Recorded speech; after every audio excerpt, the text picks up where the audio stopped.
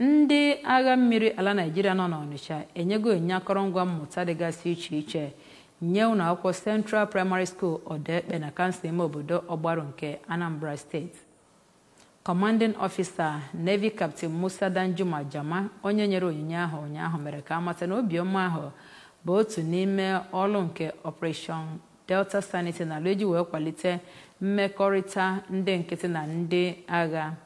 nye obodo dịgasị iche ha nọ na ya nakwa ndị nkịtị. Onye ọbụla bụ Emmanuel Chigbata gara sonyere ha wee kọrọ anyị ka o si gaa.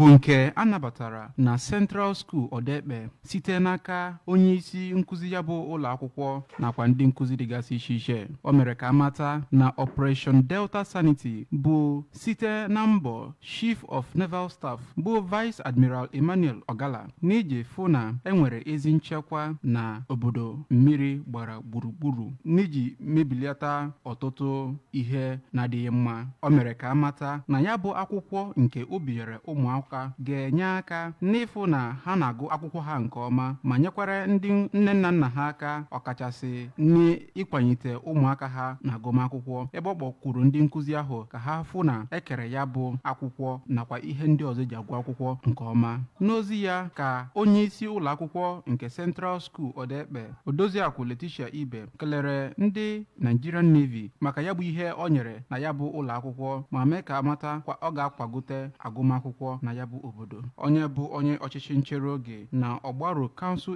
Area bụ Chief Franklin Nwadialọ ma bụrụ onye nke Maazị Udoka Chukwura nọchitere, tinyekwere onye bụ kanselọ nke Ihiọwa na Odekpe bụ Maazị Nnamdi Exmai, toro ndị Navy maka ịgbatara ha ọsọ enyemaka. Otu nwata akwụkwọ na ya bụ ụlọ akwụkwọ